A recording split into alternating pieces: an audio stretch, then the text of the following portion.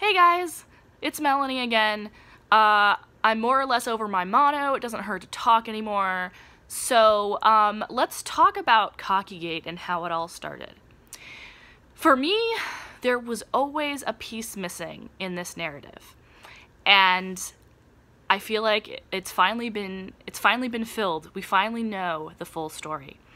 And we know the full story because this article came out in The Verge. This came out a few days ago, I believe. I should check the byline, but I'm not going to because I'd have to scroll all the way to the top, and it's a very long article, and I don't want to lose my place. This article is by Sarah Zhang. It's called Bad Romance. The actual headline title that you see linked is How a Cabal of Romance Writers Cashed in on Amazon Kindle Unlimited. You've seen it everywhere, probably by now. If not, I will link to it in the description.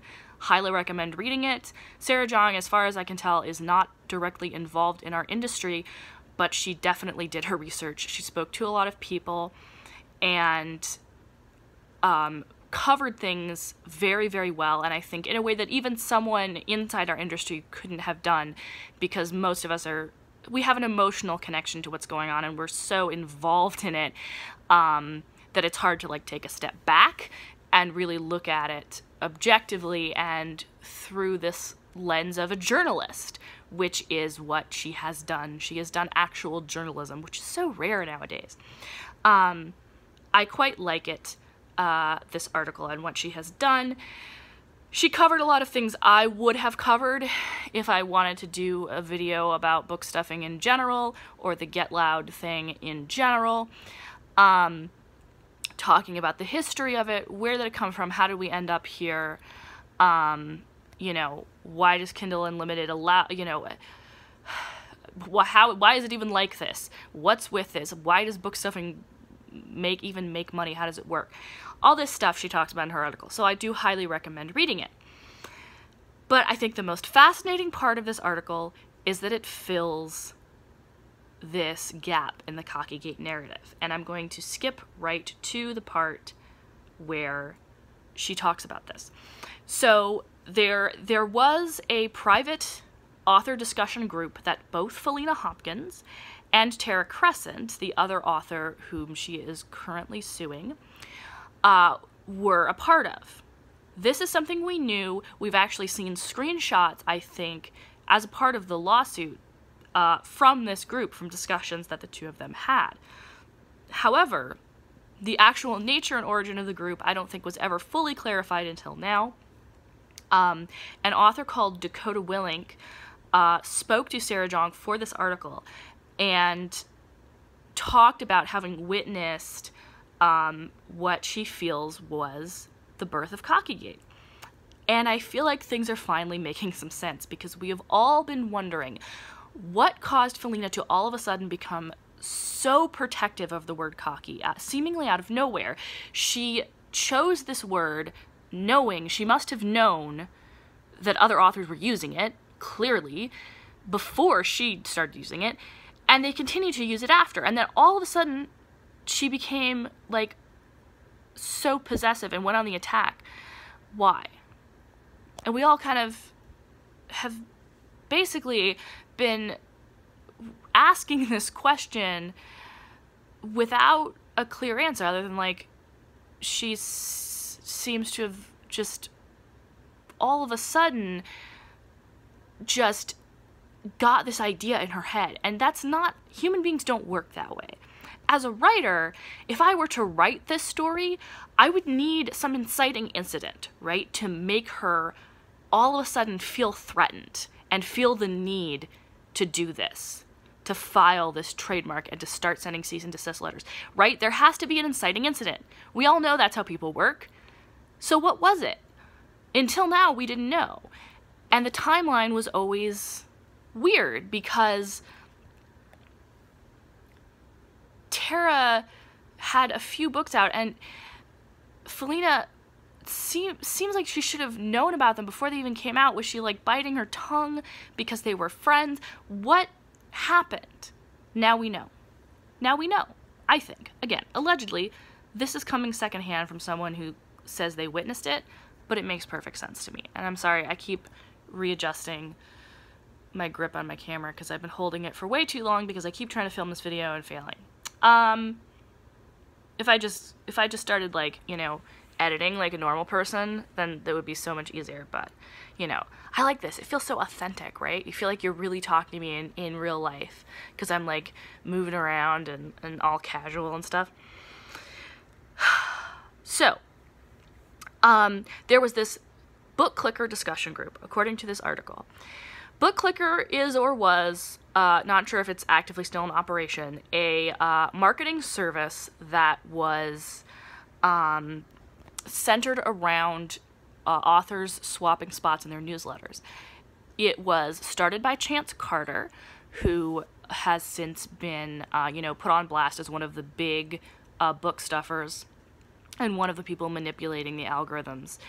So he founded this marketing service, and there was apparently a discussion group that was somehow connected to this marketing service. Sarah just refers to it as the Bookclicker, like, chat group or whatever, so that's what we're going to call it. I don't know if it was open to all the authors who used Bookclicker or exactly what it was, but this one author, Dakota Willink, says she was in the group, and a regular practice that they had was, to quote the article, purposefully setting trends by all agreeing to write about the same theme at the same time in order to gain their visibility and drive book sales. Whether this actually worked is unclear. Month after month, they would simultaneously put out Daddy books, or Virgin books, or Boss books. The month after RWA, Willink said, was going to be Navy SEALs. So, this is what they call a trend push, or maybe they call it something different now. I've been out of the game for a while. I've never participated in a trend push. I get the concept of how they work. Absent any other specific algorithm manipulation, I don't think the trend push itself, like just having a bunch of authors all agree to write similar books around the same time, I don't think that's particularly shady. If I'm wrong, feel free to correct me. Maybe I haven't thought it through all the way. Again, I've never done it, but on the face of it, I don't think that is the problem here. But here's where things get super interesting. Direct quote from the article again, because I think she words this very well. Believe it or not, COCKYGATE began with this practice of inorganic trend setting. At one point, the group decided that the next trend should be cocky, but Felina Hopkins, who was a client of Valderrama at the time, took exception. Sidebar note, Valderrama is the last name of the person whose full name I don't remember. It's in the article. She was a PA, personal assistant, who worked for multiple authors in the Bookclicker group. She was the person who Dakota Willink says got her into the group in the first place. Just to be clear who that's referring to. Back to the article. Felina went crazy, says Dakota Willink. She said, no, I already did that. That's part of my series. And they said, no, what are you talking about? This is what we do. And she got all bent out of shape about the whole thing. It was a big fight, and she disassociated herself with this group of authors. The topic apparently became quite sensitive for Hopkins, seemingly triggering her zealous enforcement of her trademark registrations. In an hour and 40-minute long video that has since been deleted from YouTube but was acquired by The Verge, Felina Hopkins rails against the bullies of COCKYGATE and the copycats who are trying to usurp her brand. She mentions in the video this group of romance authors that she left, quote, when it started getting shady, which obviously some of them are, end quote. When reached via email, Hopkins told The Verge that, quote, there was copying of what we were doing in order to be attached to us in keyword searches on Amazon, end quote. So there it is. That's it. That's the reason why. It was never about isolated incidents of specific authors using the word cocky, which again, Felina had to have known was a thing and was going to continue to be a thing, and I honestly think she was probably fine with that. It was the prospect of a whole group of authors, a whole group of publishers, some of whom, you know, can be maybe less than ethical in the marketing practices that they may engage in. It was that idea, all of those people at once, all trying to push cocky as a trend. She was afraid it would be successful, and there would be hundreds of authors all trying to capitalize on cocky as a trend. That's why she went so, like, hard on this. It makes sense. That's the kind of thing that makes authors go crazy. Feeling like they're being persecuted by a group. That is demonstrably, psychologically, a phenomenon that makes people act totally irrationally and do things they would never otherwise do. To be clear, this is not a defense. This is not an attempt to, legitimize the whole trademark thing, because I think it's still a mess and she needs to step down from it. I'm just saying this applies a certain, it's context. Let's put it that way. It's context. It puts context to her actions that we didn't have before, as far as I know. Maybe I missed it, but I'm pretty sure this is the first context we have that really explains why she seemingly out of nowhere went hard, got these trademarks, started enforcing them stringently, sending these cease and desist letters. It's because she felt threatened by an entire group of people. And that, again, documented psychological thing. People feel persecuted and they feel justified in whatever they do as a result of that. They stop critically analyzing their own actions when they feel like they're being persecuted by a whole group of people.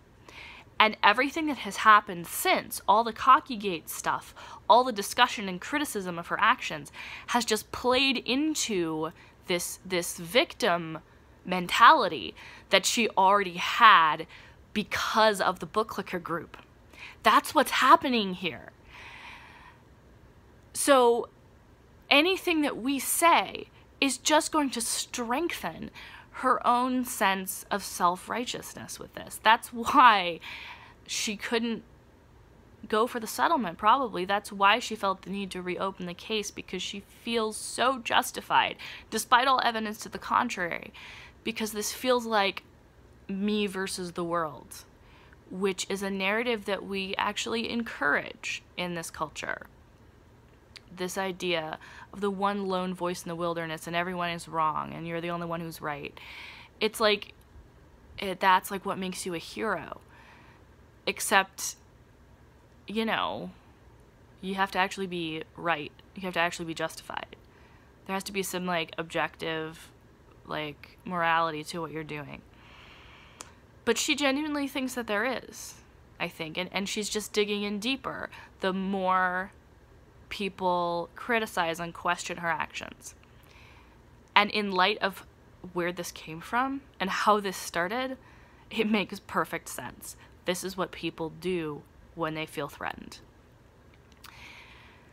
Again, this is not a defense. Excuse me. My vocal cords, like, just gave out on me. This is not a defense or a justification. It's just context. And context is everything. Knowing what actually inspired this behavior, I think, is going to be crucial in how we move forward, in figuring out how to keep this industry going and how to keep this industry from imploding on itself with all this bullshit, because there is so much bullshit. And you can define that however you want. Honestly, there is bullshit everywhere. And the whole thing is more than capable of collapsing in on itself. I don't know what the answer is. I just think this is an important point that needs to be highlighted in the whole discussion. I need to get back to writing, because that's apparently my job. But, yeah. We now know. We know how COCKYGATE started now. So do with that information what you will. Love you guys. I'll talk to you later. Bye-bye.